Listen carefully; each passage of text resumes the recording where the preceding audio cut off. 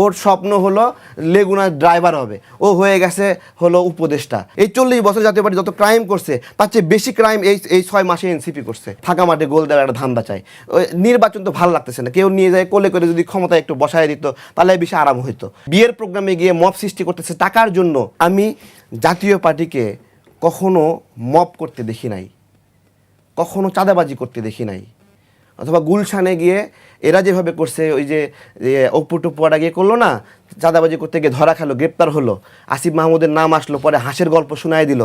জাতীয় পার্টির কোনো নেতাকে এইরকমভাবে চাঁদাবাজি করতে আমরা দেখি নাই। এই যে হান্নান মাসুদ 2 চাঁদাবাজকে উদ্ধার করে নিয়ে গেল, এভাবে দেখি নাই, জাতীয় পার্টিকে দেখি নাই। এবং এই যে চট্টগ্রামে বিয়ের প্রোগ্রামে গিয়ে মব সৃষ্টি করতেছে টাকার জন্য, ঠিক আছে, ওদের এত টাকা প্রয়োজন, বিয়ে আটকায় দিতে চায়, ঠিক আছে, আমি জাতীয় পার্টিকে এই জায়গায় কখনো দেখিনি। গতকালকে নিউজ হলো আতাউল্লাহ সহ এনসিপির 5 নেতা একটা অন্তঃসত্ত্বা নেত্রীকে, মানে তাদেরই একজন নেত্রীকে মারধর করেছে, মামলা হয়েছে। জাতীয় পার্টিকে এই চেহারায় কখনো আমরা দেখিনি। কিন্তু জাতীয় পার্টিকে আপনি এখানে না দেখলেও অভিযোগ রয়েছে চাঁদপুরে এনসিপি নেতা আটক হয়েছে। আমরা জাতীয় পার্টির এরকম 10টা নিউজ দেখাক। আমার কথা হলো এই গণ অভ্যুত্থানে উনি ওনার ছবি দেখাতে পারছে না, কিন্তু জাতীয় পার্টি ছাত্র সমাজের এই যে সভাপতি ছিল, সে আমাদের সঙ্গে থেকে স্লোগান দিচ্ছে একবারে 16 তারিখ থেকে শুরু করে 5 আগস্ট পর্যন্ত। এই দলটিকে কেন বলছে যে ফ্যাসিবাদের সবচেয়ে বড় দোষর এবং তারা সুযোগ দিয়েছে? ভালো, এটা আওয়ামী লীগের সময়ে সাজ্জিস হাসনাত এরাও তো জয় বাংলা স্লোগান দিছে, সেখানে আপনার হলো তাদের পক্ষে মিছিল করছে, মুখে ফেনা তুলছে যে বঙ্গবন্ধু তার সাক্ষাৎ বাপ, বঙ্গবন্ধুরে বাপ ডাকে, শেখ হাসিনারও মা ডাকে। অদ্ভুত একটা বিষয়।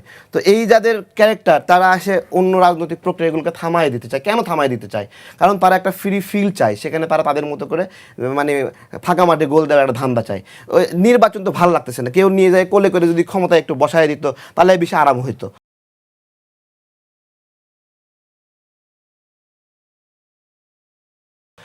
এটা মানে বাস্তবে তো কোনো জায়গায় পাবে না। এখন জামাতের দিকে তাকায় থাকতেছে, একবার বিএনপির দিকে তাকায় থাকতেছে, একবারে নাজেহাল অবস্থা।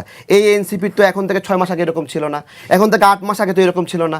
তখন তো ডক্টর ইউনূস যখন এনসিপিকে সাপোর্ট দিচ্ছে তখন তো বলছে যে এরা 10 বছর 5 বছর এরা কর্তৃত্ব করুক। কোনো সেই কর্তৃত্ব করতে গিয়ে দেশের ভালো করছে না খারাপ করছে? দেশের মানুষ এই যে লক্ষ লক্ষ মানুষ কর্মসংস্থান হারাইছে, কেন হারাইছে? এই এরাই মব সৃষ্টি করে করে গার্মেন্টসগুলো বন্ধ করছে, ব্যবসাগুলো বন্ধ করছে। হলো আওয়ামী লীগ যদি হয় একটা মানুষ, সে ব্যবসা করতে পারবে না, তার ব্যবসা প্রতিষ্ঠান দখল করতে হবে, তার উপর হামলা করতে হবে। টিভি সেন্টারের সাংবাদিকরা কি করছে, ব্যাকগ্রাউন্ডে কারো একজনের সমালোচনা করছে, ওই সাংবাদিকের চাকরি চলে গেছে। আরে বাপ রে বাপ, সাংবাদিকরা আগে সমালোচনা করেনি? এই অবস্থা কেন সৃষ্টি করছে? এইরকম পরিস্থিতি দেখেন, জাস্ট দেখেন এই জাতীয় পার্টি বাংলাদেশের রাজনীতি কতদিন ধরে করে? তখন 30 বছর 40 বছর রাজনীতি করে।